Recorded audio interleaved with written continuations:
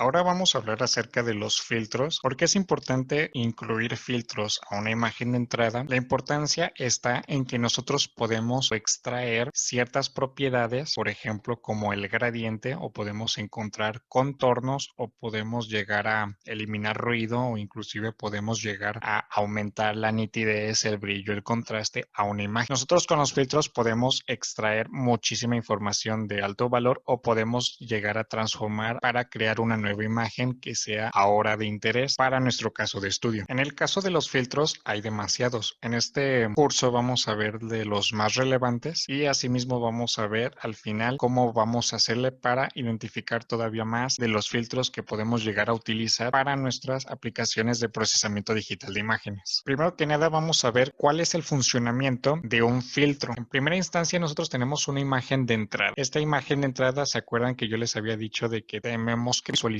como una matriz? Entonces prácticamente nosotros estamos teniendo una matriz de entrada y esta se va a multiplicar por un kernel. Este kernel lo que va a hacer es pasar sobre toda la imagen, como aquí se está apreciando con este cuadro rojo, está pasando por toda la imagen y cada uno se está multiplicando con su respectivo valor. Se suman y se promedian para encontrar el valor de cada uno de los píxeles de una imagen de salida. Así es como nosotros obtenemos una imagen de salida, ya por ejemplo con algunos patrones identificados, extraídos y que nosotros podemos notar ahora en la imagen de salida. Como primer filtro tenemos el difuminado gaussiano. El difuminado gaussiano lo que hace es un efecto como de desenfoque. Esto por ejemplo se utiliza para el modo retrato de los celulares. Se fijan en el modo retrato de los celulares actuales, lo que hace es identificar una zona de interés, por lo cual esta zona se ve nítida y el fondo lo que hace es pasarle un difuminado. En este caso podría ser un difuminado gaussiano que está haciendo un efecto de desenfoque. Con el efecto de desenfoque lo que perdemos es la nitidez, pero si se fijan lo que logramos también es eliminar ruido. Se fijan en la imagen de arriba, lo que hacemos en esta imagen que parece muy ruidosa o con muchos píxeles de más, nosotros podemos eliminarle el ruido utilizando un difuminado gaussiano. Entonces si se fijan de que para hacer uso de un filtro tenemos una imagen de entrada y tenemos que multiplicarlo por un kernel para tener nuestra imagen de salida, en este caso dependiendo del tamaño de nuestro kernel va a ser cada uno de estos el que va a multiplicar a la imagen de entrada. Si es por ejemplo estamos haciendo uso de un difuminado gaussiano o un Gaussian blur y el kernel es 3x3, el kernel que se estaría multiplicando por la imagen de entrada sería este, sería 1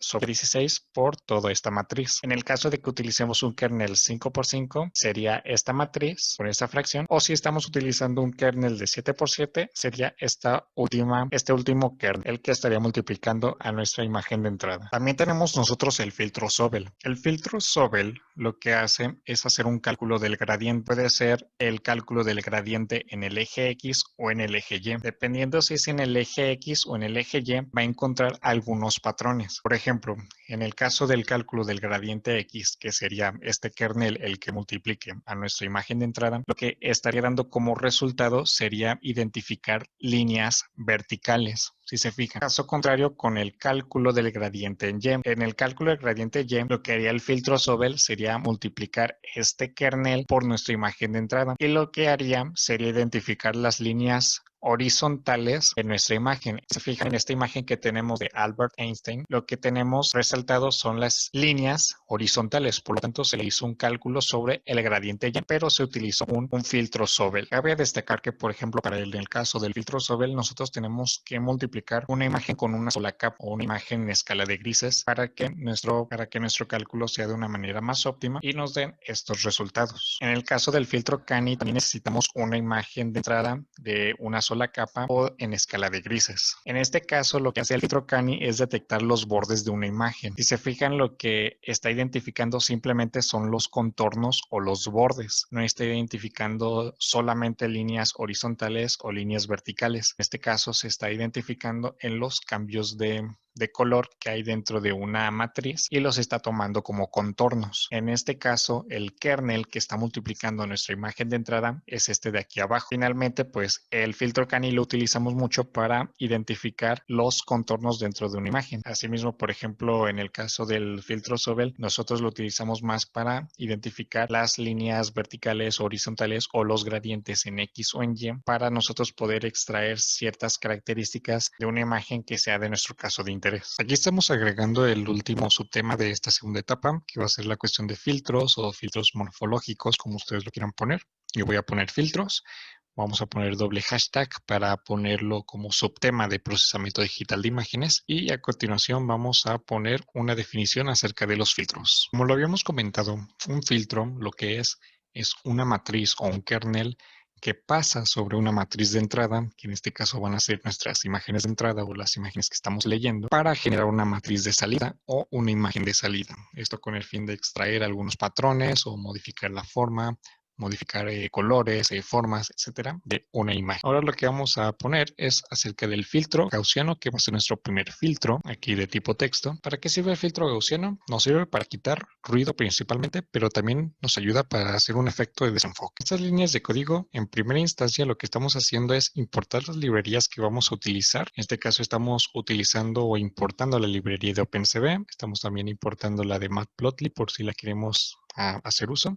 En este caso vamos a utilizar más esta que es la de ImShow porque nos va a dar una imagen más amplia o más grande en la cual nosotros podamos observar más cómo son los cambios. Imagen BGR va a ser igual a la lectura de nuestra imagen que se encuentra en esta dirección, que tiene este nombre y que tiene este formato. Entonces, como les digo, puede ser aquí en carpeta. Y aquí, por ejemplo, le podemos dar aquí copiar ruta. Podemos copiar todo esto, bueno, eliminarlo, solamente de que estén las puras comillas y podemos poner control V para tener esa imagen ya cargada con su dirección, su nombre y su formato correcto, porque si no nos va a dar error y no se podrá cargar exitosamente nuestra imagen. De esta manera se cargaría nuestra imagen y a continuación vamos a meter el filtro. Aquí vamos a tener la imagen gaussiana que va a ser nuestro kernel o, perdón, nuestra imagen, nuestra matriz de salida, nuestra imagen de salida, nuestra imagen resultante. Va a ser igual a DSV2, o sea, del módulo OpenCV. Vamos a utilizar la función Gaussian Blur o de difuminado gaussiano y le vamos a meter tres parámetros principales. En primera instancia va a ser nuestra fuente o la imagen de entrada, a la cual le vamos a poner un kernel. Le vamos a meter también un kernel después de las comas. Esta va a estar entre paréntesis. En este caso el kernel es de 5x5. Puede ser un kernel 3x3 o 7x7, como ustedes quieran. Y aquí va a ser el va a ser el dominio espacial. En este caso no queremos tocar mucho esa parte, entonces solamente le vamos a poner 0, donde nomás nos importe el kernel y nuestra imagen de entrada para tener una imagen de salida.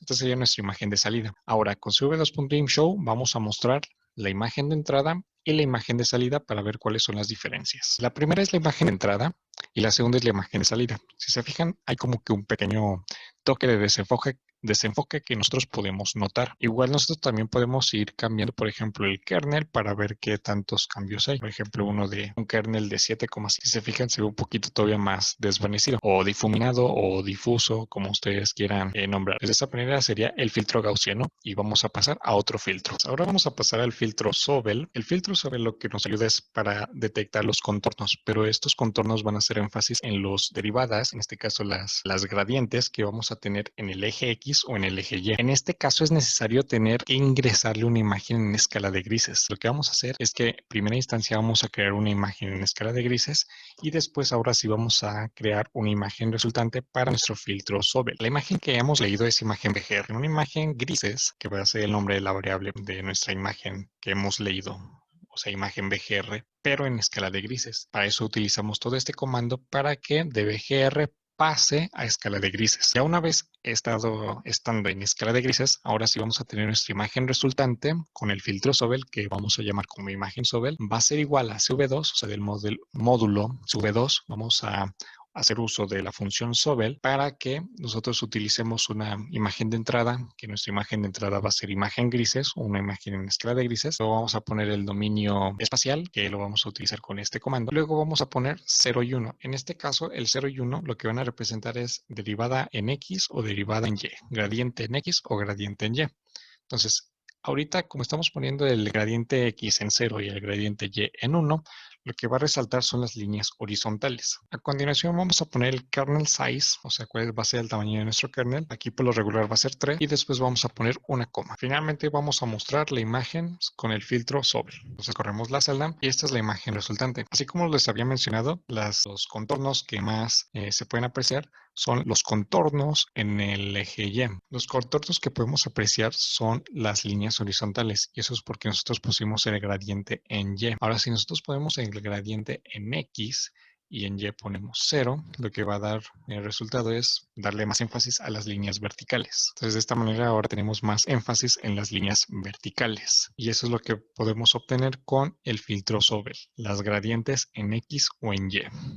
Entonces, vamos a eliminar el resultado y ahora vamos a pasar al siguiente filtro, que va a ser el filtro Cani. Entonces, aquí tenemos lo del filtro Cani, su definición, y es que nos sirve para extraer los contornos. Y este no va a depender de que si son líneas verticales u horizontales, simplemente va a checar los cambios en el color. Los cambios en el color para detectar así los contornos. Ahora, como nota, nosotros tenemos que poner igual que en el caso anterior, una imagen en escala de grises como imagen de entrada. A continuación vamos a poner el código. Tenemos el nombre de nuestra matriz o imagen de salida, que va a ser imagen Cani.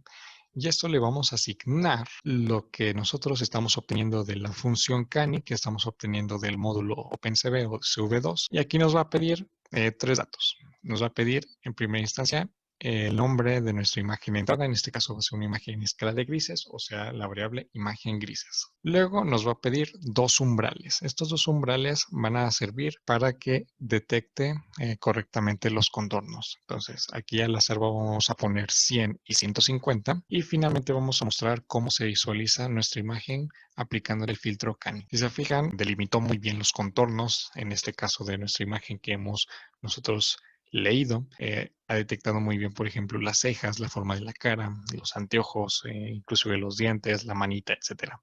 Entonces, algo que nos permite muy bien el filtro Cani es este tipo de contornos que están como más suavizados, que son más agradables. Aquí cuando no va a importar mucho si son líneas verticales o horizontales, nos va a ayudar muchísimo el filtro Cani. Es personalmente los que más he utilizado. Ahora vamos a hablar acerca de la binarización de las imágenes. Esto lo que vamos a hacer es de que solamente vamos a tener 2 valores dentro de una imagen, o sea, blanco y negro, y esto van a representar, por ejemplo, 0 y 1. Para nosotros binarizar una imagen con el método threshold, nosotros necesitamos también una imagen en escala de grises. Inclusive también en los casos anteriores, nosotros ya teníamos imágenes donde eran color negro y blanco. En este caso también vamos a ocupar una imagen en escala de grises, y lo que vamos a usar con una imagen en escala de grises es detectar un umbral. Este umbral va a ser a partir de su histograma y a partir de su histograma va a decir que, por ejemplo, todos los píxeles que tienen un valor, si el umbral es 100, todos los que sean mayores a 100 van a tener 0, o sea, van a ser color negro, y los menores van a ser 1, o sea, van a ser blancos. Eso es lo que va a identificar un umbral. Va a hacer un corte entre 0 y 255 para decir que de aquí a acá van a ser ceros y de aquí al otro lado van a ser 1. Esta es la forma como nosotros podemos poner el código para generar una umbralización con el threshold. Nosotros tenemos 2 variables, que es umbral, aquí podemos poner umbral o podemos poner guión bajo porque no es una variable que utilicemos mucho, coma, y luego la salida de nuestra imagen, en este caso va a ser una imagen binarizada y nosotros le pusimos como nombre imagen binaria. Esta va a ser nuestra imagen de salida. Para ello vamos a utilizar una función del módulo OpenCV que se llama threshold y nos va a pedir parámetros de entrada. Uno de los parámetros de entrada es nuestra imagen de entrada, que en este caso va a ser una imagen en escala de grises. Luego van a ser los 2 umbrales. Por ejemplo, en el caso de 132.55 van a ser ceros o unos. Luego nos va a pedir, por ejemplo, que pongamos un trace binary. Esto ya para asignar un valor de 0 a todo este intervalo.